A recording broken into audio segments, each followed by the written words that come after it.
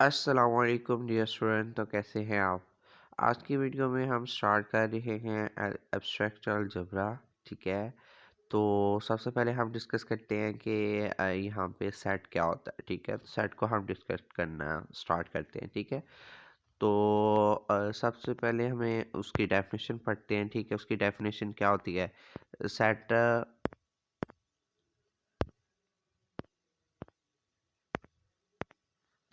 अच्छा जी, सेट क्या होता है जी? सेट होता है collection of well defined objects और एलिमेंट्स।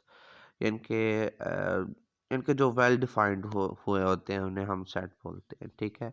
और वो डिस्टिंक्ट भी होते हैं। ठीक है। तो उसको रिप्रेजेंट अल्फ़ाबेट से किया जाता है। ठीक है। और इसके लिए जो करली ब्रैकेट इस्तेमाल की जाती है। ठीक है। अच्छा, डिस्क्राइबिंग ऑफ अ सेट। ठीक है, ये हमारे पास तीन होते हैं। तीन तरह के हमारे जो सेट हैं जिनसे हम डिस्क्राइब करते हैं। ठीक है। पहला होता है जी रोस्टर फॉर्म। ठीक है। फर्स्ट फॉर्म कौन सी है? रोस्टर फॉर्म है। ठीक है। रोस्टर फॉर्म में क्या होता है जी? ये होता है कि हमारा जो सेट होता है वो गिवन होता है कि सेट की ही फॉर्म में गिवन होता है। ठीक है। जबकि स्टेटमेंट फॉर्म में जो सेट होता है वो हमें गिवन होता है, सेट एक स्टेटमेंट की फॉर्म में ही होता है। ठीक है। अच्छा, जैसे कि ये गिवन है कि set of odd number less than 9। ठीक है। एंड जो हमारे ऑड नंबर का सेट है वो है जी 9 से लेस देन है। जैसे कि मैं बताता हूँ, ऑड नंबर का सेट क्या होता है जी? 1 से स्टार्ट होते हैं। ठीक है। और आगे चलते जाते हैं। ये कह रहे हैं कि लेस देन 9 है, इसका मतलब है 3 इंक्लूड है, 5 इंक्लूड है। ठीक है। 7 इंक्लूड है। ठीक है, ये बस है। ठीक है। तो इस तरह का वो सेट है। ठीक है, हमारे पास। अच्छा, ये आपने खुद से लगा लेने हैं, प्लस माइनस भी यहाँ पे लगते हैं। ठीक है। और ये उसका सेट है। ओके हो गया। ये किसका है? सेट फॉर्म क्या है? ठीक है। सेट स्टेटमेंट फॉर्म वाला जो सेट है, ठीक है, वो इस टाइप का होता है। अच्छा, नेक्स्ट आ जाता है जी सेट बिल्डर फॉर्म। ठीक है। सेट बिल्डर फॉर्म वो क्या होता है जी? सेट बिल्डर फॉर्म ये होता है कि ये इस तरह की फॉर्म में होता है कि एक्स सच दैट। ठीक है, यानी कि इन्होंने तो इस तरह से लिखा हुआ है, ऐसे भी लिखा होता है। ठीक है। X such that. ठीक है। X such that x belongs to, ऐसे भी होता है। ठीक है। ऐसे भी होता है, एक्स बिलोंग्स टू फ्लां फ्लां। ठीक है, ऐसे वो कहते हैं। ठीक है। लेकिन यहाँ पे उन्होंने बोला कि x such that x is equal to 2n, यानी कि यहाँ पे वो एक्स जो है वो 2n के इक्वल है। ठीक है, यहाँ पे वो फार्मूला टाइप चलेगा। ठीक है। और n बिलोंग्स टू n है, यानी कि नेचुरल नंबर से वो बिलोंग कर रहा है, और ये 1 से लेस दैन है एंड इक्वल टू है n, और जो है less than and equal to 4 है। यानी कि इसका मतलब ये है कि ये 1 से लेकर 4 तक नंबर है। यहाँ पे क्या है? 1 से लेकर 4 तक नंबर हैं, और आपने वो फार्मूला खुद से इसका चलाना है। ठीक है। वो कैसे चलाएंगे आप? अच्छा, वो आपने देखना है कि हमारे पास जो सेट है पहले बनता है वो है जी 1 2 3 4। ठीक है। अब इनको दो के साथ मल्टीप्लाई करके जो सेट आएगा वो आपने लिखना है, क्योंकि इधर वो कह रहे हैं कि x इज इक्वल टू क्या है? 2n है। तो इसका मतलब है 2 4, ठीक है, 6 एंड 8। ठीक है, ये इसका सेट बन गया। ओके हो गया। तो इस तरह से वो सेट बिल्डर फॉर्म होगा। ठीक है। तो आपने ये तीन तरीके होते हैं। ठीक है। सेट को अक्सर जो है हमें ज़्यादा जो हमें पंगे पड़ते हैं वो सेट बिल्डर फॉर्म से ही आते हैं। ठीक है, यानी कि अक्सर यही नोटेशन ज़्यादा यूज़ होती है, या फिर वो रोस्टर फॉर्म वाली। ये स्टेटमेंट फॉर्म वाली तो कम ही यूज़ होती है। ठीक है। बड़े लेवल पे ये दोनों ही ज़्यादा यूज़ होती हैं। अक्सर ज़्यादा सेट बिल्डर फॉर्म वाली ज़्यादा यूज़ होती है। ठीक है। ओके। नेक्स्ट हम आगे कंटिन्यू करते हैं। ठीक है।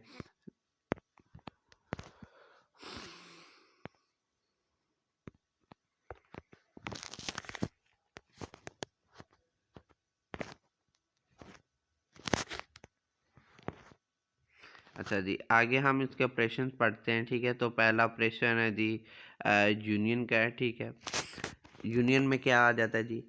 यूनियन में ये होता है कि दो हमारे पास कोई भी, जैसे कि कोई दो हमारे पास सेट हैं। ठीक है। दो हमारे पास सेट हैं, तो हम उनको क्या करेंगे?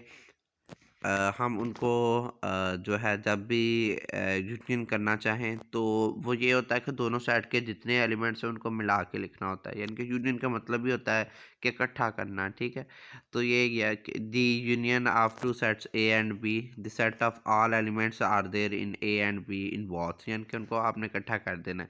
जैसे कि ए यूनियन बी का जो सेट है, यानी कि एक्स सच दैट, यानी कि ये जो एक तो सच दैट ये भी इसको भी रिप्रेजेंट करता है, यानी कि इस तरह के दो डॉट जो होंगे वो भी सच दैट है, और या फिर ये भी, ठीक है, ये दोनों सच दैट को रिप्रेजेंट करते हैं। और ये जो है रिप्रेजेंट करता है बिलोंग्स टू और, ठीक है। और के लिए एक और सिंबल भी यूज़ होता है, ठीक है, ये वाला, ठीक है, ये एंड के लिए रिप्रेजेंट करता है, ये और के लिए, ठीक है।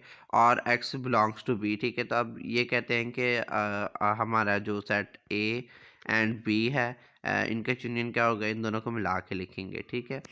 तो ये आपको आता ही होगा यूनियन करना, ठीक है, कि मतलब जो सेम सेम है वो हमने इसमें नहीं रखना, आपने सारे वो भी असेंडिंग आर्डर में ही आपने काम रखना है, यानी कि सबसे पहले छोटा लिखना है, ठीक है, और दूसरा, ठीक है, फिर तीसरा, ठीक है। इसी तरीके से अगर कोई 4 है तो वो भी लिख दें, 5 है तो वो भी लिख दें, यानी कि जो दोनों सेट के अंदर कॉमन कॉमन है या नहीं है उसका हमें इतना नहीं है, लेकिन ये है कि सारे एलिमेंट्स को लिखना है, ठीक है, दोनों सेट्स में से, ठीक है। और वो ऐसे लिखना है, असेंडिंग ऑर्डर में लिखना है, ठीक हो गया। और रिपीट भी नहीं लिखने हैं, ठीक है, ये बात यूनियन में आपने ध्यान रखना है। ओके हो गया। अब हम करते हैं जी इंटरसेक्शन। इंटरसेक्शन में क्या होता है, इंटरसेक्शन ये होता है कि दो सेट्स होते हैं और उनमें से जो कॉमन होता है, ठीक है, हम वो लिखते हैं, यानी कि जो दोनों साइड्स के अंदर यानी कि पाया जाता है, हम उनको लिखते हैं, ठीक है। ये देखिए इंटरसेक्शन, इंटरसेक्शन किसको बोलते हैं, intersection of two sets A and B in the set of all elements that are both in A and B, जिनके जो ए एंड बी दोनों के अंदर होते हैं उनको हम बोलते हैं कि ये जी इंटरसेक्शन, ठीक है। जैसे कि ए इंटरसेक्शन को उन्होंने कैसे डिस्क्राइब किया हुआ है, ये डिस्क्राइब करने का उसका मेथड है, ठीक है। यानी कि ये एज अ क्या लेंगे जी फॉर्मूला, ठीक है, x such that x belongs to A and x belongs to B, यानी कि वो वाले सेट हैं जो एक्स ए से बिलोंग कर रहे हैं और एक्स बी से बिलोंग कर रहे हैं, इन दोनों के अंदर बिलोंग करना चाहिए, ठीक है। जैसे कि ये ए सेट है 1 2 3 और दूसरा सेट है 3 4 5, यहाँ पे बस कॉमन 3 है, ठीक है, सेम है, बस वो है तो इसका आंसर वो है, ठीक है।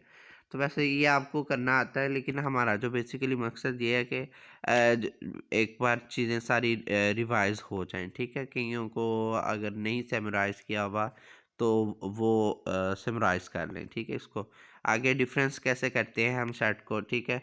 सेट को डिफरेंस करने का नोटेशन क्या होती है, वो यही होती है कि मतलब या फिर एक इस तरह की लाइन होती है या फिर माइनस का जो यूज़ होता है डिफरेंस करने के लिए। अच्छा, the difference of two sets A and B that the set of all elements that are in A but not in B, यानी कि आपने वो वाले एलिमेंट्स लिखने हैं जो बी के अंदर नहीं हैं और ए के अंदर जितने एलिमेंट्स हैं वो लिखने हैं, ठीक है।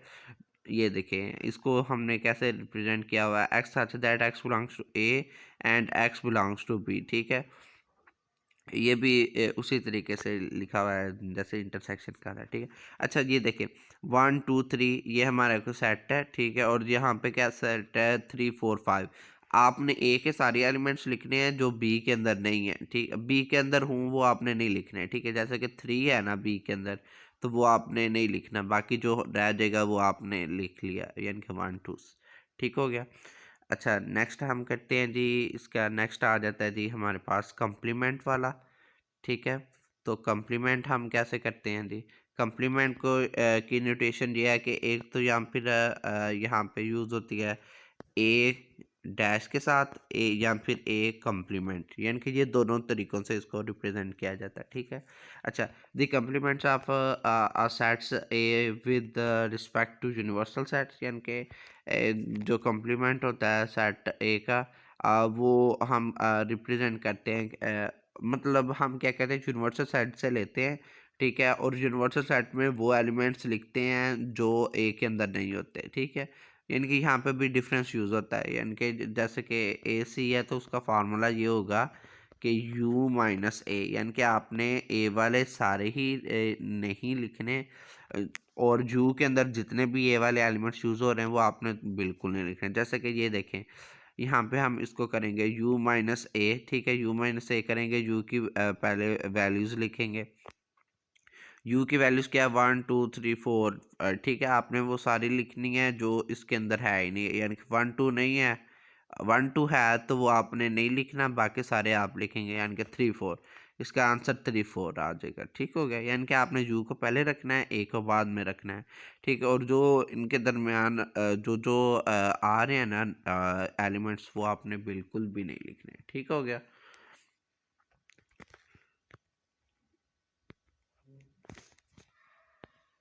अच्छा, आगे आ जाता है जी कार्टेशियन प्रोडक्ट।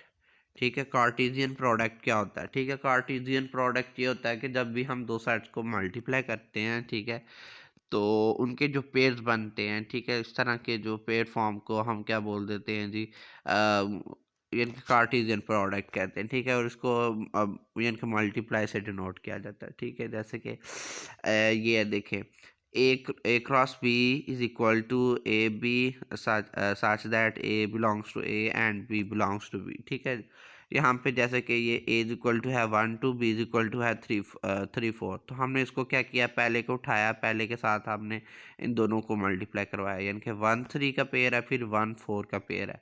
इसी तरीके से 2 को उठाया, ठीक है, 2 3 का पेयर है और 2 4 का पेयर है।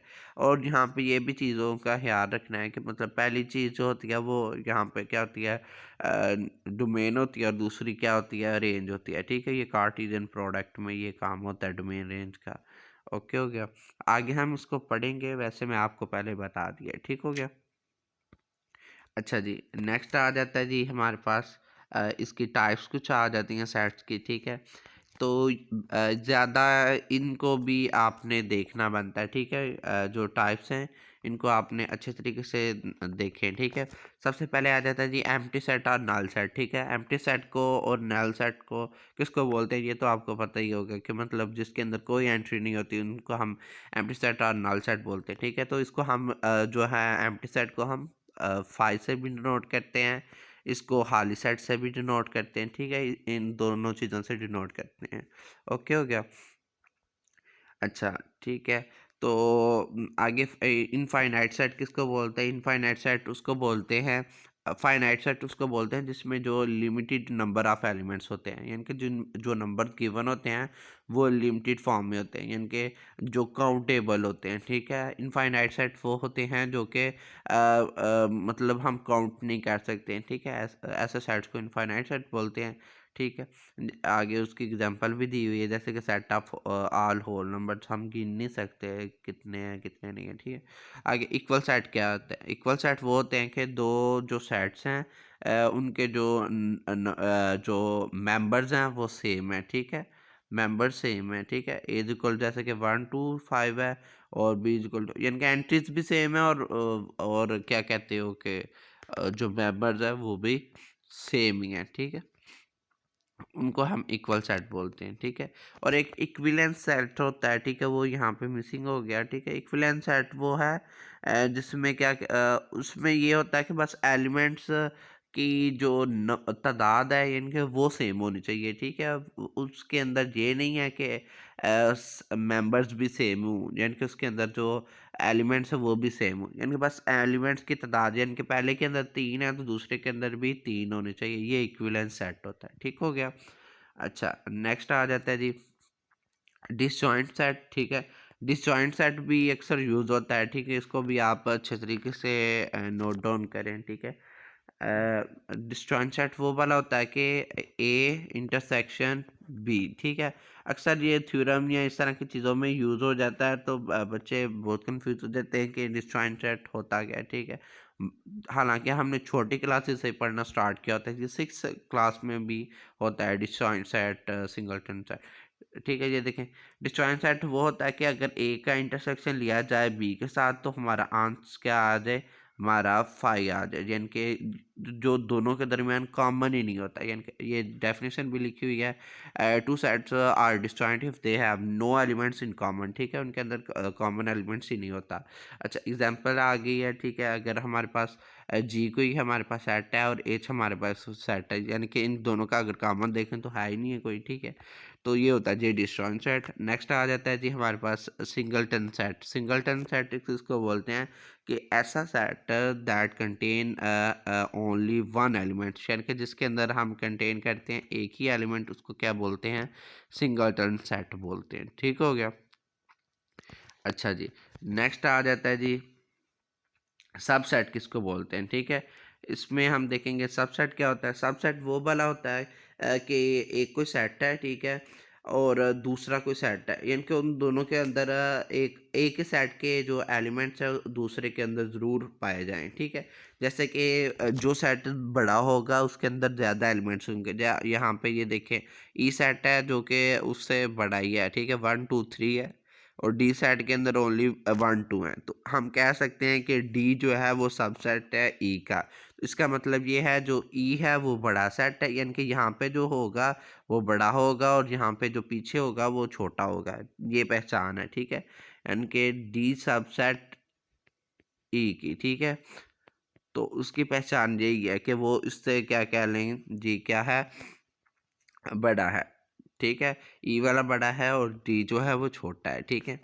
तो ये होता है सबसेट में। अच्छा, पावर सेट किसको बोलते हैं, और सबसेट में भी अगर हम बताएं ना कि एक सेट गिवन दिया जाए जैसे कि 1 2 है, तो उसके पावर सेट उसके सबसेट कितने होंगे, ठीक है, 1 2 के, तो उसके सबसेट और पावर सेट का काम बिल्कुल सेम सेम ही है।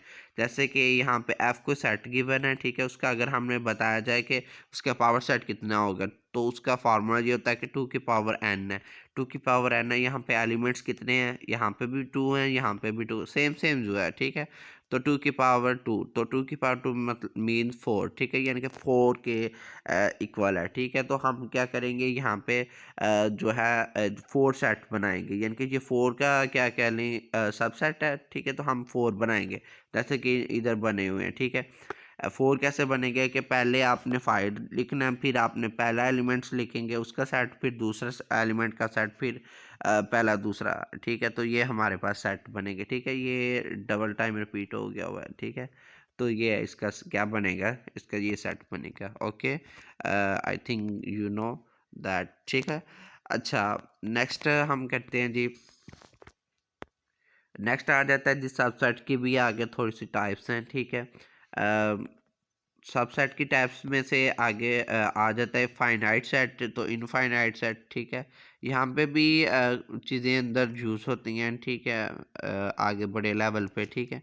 जैसे कि पहला जी फाइनाइट सेट। फाइनाइट इसको बोलते हैं कि a subset that contain specific countable number of element, यानी कि जिसमें स्पेसिफिक काउंटेबल जो होते हैं नंबर्स, यानी कि जिनको हम काउंट कर सकते हैं, इस तरह के एलिमेंट्स गिवन होते हैं, तो वो होता है जी फाइनाइट सबसेट। जैसे कि ए को सेट गिवन है, तो ये और बी को सेट गिवन है, बी है जी यहाँ पे 2 4, ठीक है, तो हम कह सकते हैं कि जो है ये वाला जो सेट है ये फाइनाइट सबसेट है ए का, ठीक है। तो ये उसी तरीके से ही आएगा जैसे सबसेट की डेफिनेशन थी, ठीक है, उसके अकॉर्डिंग ही उसकी एग्जांपल भी उसके अकॉर्डिंग ही है, ठीक है। अच्छा, a subset has infinite number, यानी कि अगर इनफाइनाइट नंबर है तो हम कह सकते हैं कोई और सेट लेके उसको भी आप कंटिन्यू कर दें तो हम कह सकते हैं कि ये उसका क्या है जी सबसेट ही है, ठीक है। इक्वल सबसेट उसको बोलते हैं कि दोनों के जो है सेट दोनों इक्वल हो। अच्छा, इक्वल सबसेट को एक और नाम भी दे सकते हैं, वो ये होता है कि इम्प्रॉपर सबसेट, ठीक है। इम्प्रॉपर सबसेट में भी इसी तरीके से ही होता है, ठीक है, और इम्प्रॉपर को हम जो है इस सेट से डिनोट करते हैं, उसका मतलब यह है कि दोनों ही सेट एक दूसरे के क्या हैं जी, सबसेट हैं, ठीक है। ये इम्प्रॉपर सबसेट में आ जाएगा, ओके, यानी कि दोनों ही सेट जो है एक दूसरे के क्या है जी जो है एक दूसरे के क्या हैं जी सबसेट बन रहे हैं, ठीक है। जैसे कि सी बन रहा है डी का और डी बन रहा है सी का, ये दोनों ही एक दूसरे के क्या बन रहे हैं जी, इक्वल सबसेट बन रहे हैं। अच्छा, आगे आ जाता है जी प्रॉपर सबसेट। उसको बोलते हैं कि A a subset B is proper if B is a subset of A. जिनके बी सेट को प्रॉपर तब बोलेंगे जब वो ए का जो क्या है जी सबसेट हो, लेकिन B is not equal to A, लेकिन ये बी इक्वल ना हो ए के। यानी कि एक सेट बन जाए दूसरे का, लेकिन दूसरा सेट पहले का ना बने। ठीक है, ये होता है जी प्रॉपर सबसेट में। ठीक है, जैसे कि एग्जांपल गिवन है, ई जो है 1 2 है और एफ जो है 1 2 3 है। तो यहाँ पे यानी कि बड़ा सेट एफ है, तो एफ यहाँ पे लिखा जाएगा। ठीक है, और ई जो है उसके पीछे लिखा जाएगा। ठीक है, तो इसका मतलब यह है कि एफ जो है बड़ा सेट है और ई जो है छोटा सेट है। ठीक है, इससे हमें ये पता चल रहा है, और ये दोनों आपस में क्या है, सब सेट है। ठीक है, आई थिंक यू अंडरस्टैंड। ठीक है, नेक्स्ट हम करते हैं जी, नेक्स्ट स्लाइड। अच्छा, अब हम पढ़ते हैं जी रिलेशन क्या होता है। तो रिलेशन वाला भी जो टॉपिक है वो आपके लिए ज़रूरी है। ठीक है, मैं ये आपको बिगनिंग थोड़ी सी करवाना चाह रहा था। ठीक है, फिर आगे जो हम ग्रुप थ्योरी स्टार्ट करेंगे, ठीक है, उसमें आपको इन चीज़ों के बारे में जो है ना, मतलब मुश्किल ना पेश आए। ठीक है, ये बाइनरी रिलेशन तो वहाँ पे कॉमनली यूज़ होता है। ठीक है, तो ये बाइनरी रिलेशन ही है एज। ठीक है, रिलेशन बाइनरी रिलेशन एक ही बात है। तो रिलेशन का आमतौर पर मतलब होता है जैसे कि तल्लुक। ठीक है, किसी का किसी के साथ जो तल्लुक है वो हम बयान करते हैं। ठीक है, जैसे कि हम कहते हैं कि वन का सी के साथ तल्लुक है, तो हम इसको लिख देंगे वन एंड सी। ठीक है, ये इसका पेयर बन गया। इसी तरीके से टू का किसके साथ है, टू का एन के साथ है। ठीक है, टू का एन के साथ है। ठीक है, तो हमने वो लिख दिया। और फाइव, फाइव का किसके साथ है, फाइव का ए के साथ है। ठीक है, तो वो हमने बयान कर दिया। इसी तरीके से सेवन का किसके साथ, सेवन का एन के साथ है। ठीक है, सेवन का एन के साथ है।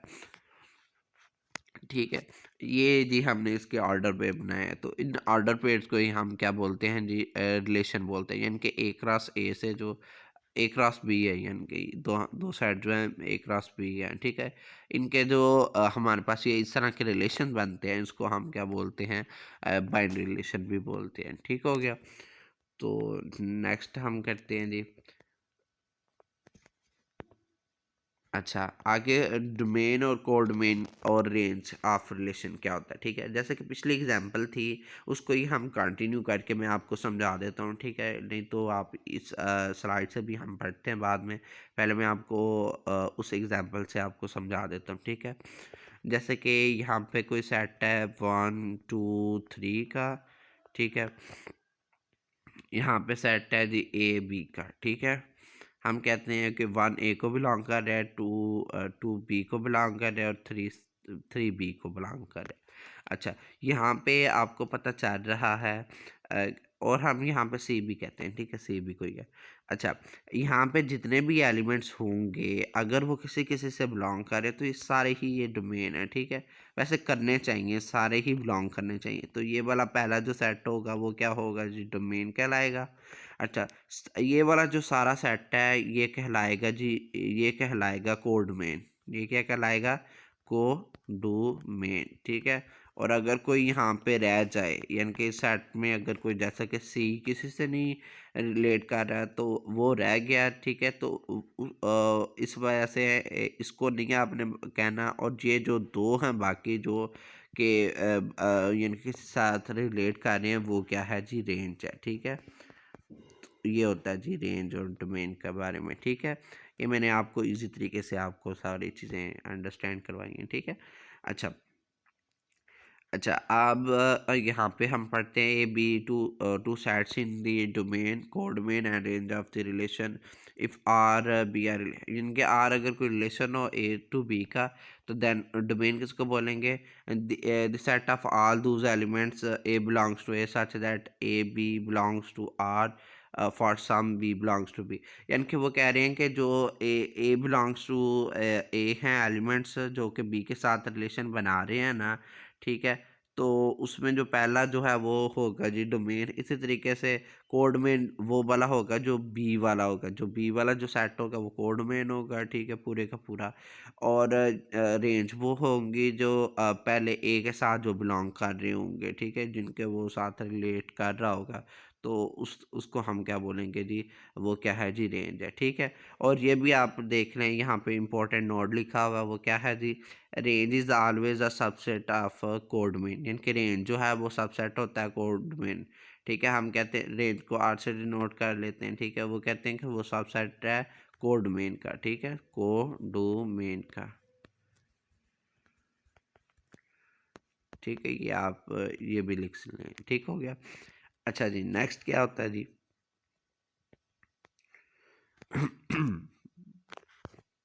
अच्छा, नेक्स्ट आ जाता है जी रिलेशन की भी आगे कोई टाइप्स, ठीक हो गया। जैसे कि पहले आ जाती है आइडेंटिटी रिलेशन।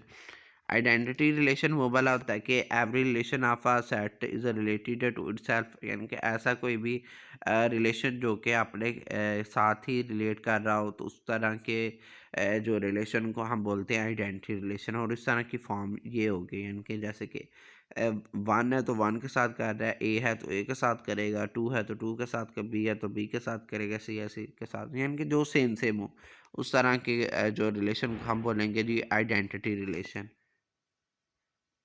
ओके। अच्छा, नेक्स्ट आ जाता है जी एम्पटी रिलेशन। किसे बोलेंगे? एम्पटी रिलेशन हम उसे बोलेंगे कि ऐसा रिलेशन को एम्प्टी रिलेशन बोलते हैं जिसके साथ कोई रिलेशन नहीं बन रहा होता, ठीक है। जैसे कि फॉर एग्जांपल ए जो है वो क्या है जी, हमारे पास कोई सेट है 1 2 3, then one of the wide relation can be x, ठीक है, x y where x minus y is equal to 8 है। तो फॉर एम्प्टी रिलेशन यानी कि ये कह रहे हैं कि जिसमें जो है रिलेशन वो वाला होता है जिसमें हमारा कोई भी किसी के साथ रिलेट नहीं कर रहा होता, ठीक है। जैसे कि ए यहाँ पे गिवन है और आगे जो रिलेशन गिवन है वो इस टाइप का है, ठीक है। तो हम ना तो इसके अंदर पुटिंग कर सकते हैं ना कुछ, यानी कि ये होता ही मतलब एम्प्टी सही है रिलेशन, ठीक है, खाली होता है, ठीक है। अच्छा, यूनिवर्सल रिलेशन उसे बोलते हैं कि ऐसा relation in which every element of a set related to each other, यानी कि जो कि एक दूसरे के साथ रिलेट कर रहा होता है, ठीक है। तो उस तरह के रिलेशन को हम बोलते हैं यूनिवर्सल रिलेशन, ठीक है। इनका वैसे वो यूज़ नहीं है, आगे ये जो दो रिलेशन है इनका यूज़ है, ठीक है। जैसे कि पहला आ जाता है जी हमारे पास रिफ्लेक्सिव रिलेशन। रिफ्लेक्सिव रिलेशन का इजी यही है कि मतलब उन दोनों का आपस में ही होता है। जैसे कि यानी कि दो सेम सेम, यानी कि यहाँ पे रिलेशन जो होता है क्या होता है, सेम सेम होता है, यानी कि ए का ए के साथ, जैसे कि वन का वन के साथ, टू का टू के साथ, ठीक है।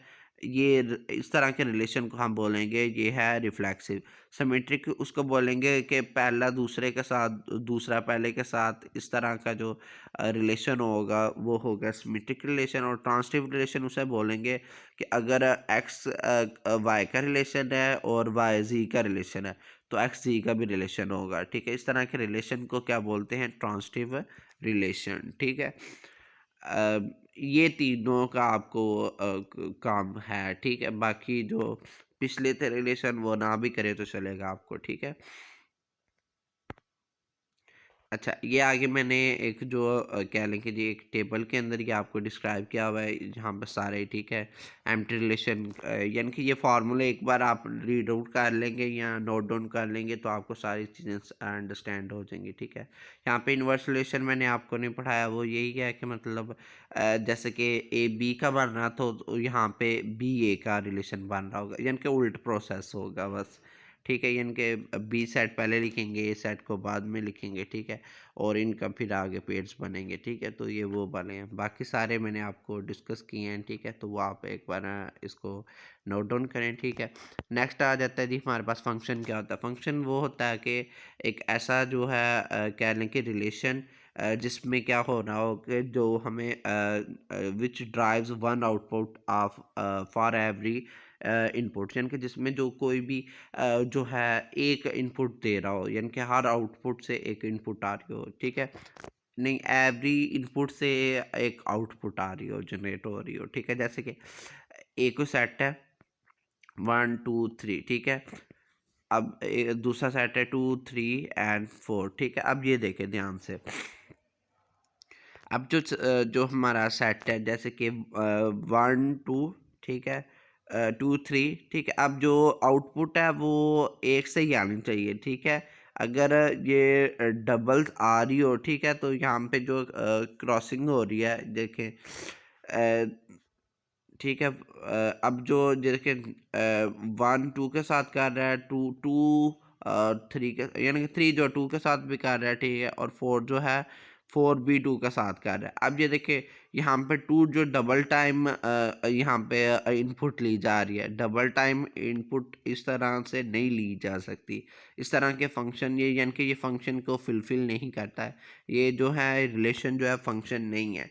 क्यों नहीं है? क्योंकि यहाँ पे जो इनपुट है डबल टाइम है, ठीक है। हम कह रहे हैं कि which drives one output for each input, यानी कि हर इनपुट की एक ही आउटपुट आएगी, ठीक है। यानी कि आउटपुट एक ही आएगी। यहाँ पे जो दो इनपुट दी जा रही हैं, दो से दो इनपुट दी जा रही हैं, ऐसे पॉसिबल नहीं है। यानी कि आपने जो भी कोई होगा उसे एक ही इनपुट दी जा सकती है और उसकी आउटपुट वो ये होता है कि आउटपुट में ये होता है कि वो दो बन सकती है। यानी कि जैसे कि 1 को पुट करने से जवाब 2 आता है और 3 को पुट करने से जवाब, ऐसे मुमकिन हो सकता है फंक्शन में, लेकिन ऐसे मुमकिन नहीं हो सकता कि मतलब अगर हमने 2 से 2 से यानी कि पुट किया तो वो 3 भी आ रहा, 4 भी आ रहा, ऐसे मुमकिन नहीं हो सकता। इस तरह का जो फंक्शन नहीं होता है, ठीक है। जो जो फंक्शन होता है वो यही है कि मतलब जो इनपुट है उसको आपने नहीं करना, ठीक है। जैसे कि 1 2 3 2 3 4, ठीक है। हम अब कहते हैं कि ये यानी कि इसके साथ कर रहा है, ठीक है, ये भी, तो ये वाला फंक्शन बन सकता है, ठीक है। फोर ना भी किसी के साथ रिलेशन बन रहा हो, ठीक है, तो वो हम कहते हैं कि मतलब वो जो है कोड मेन है, ठीक है।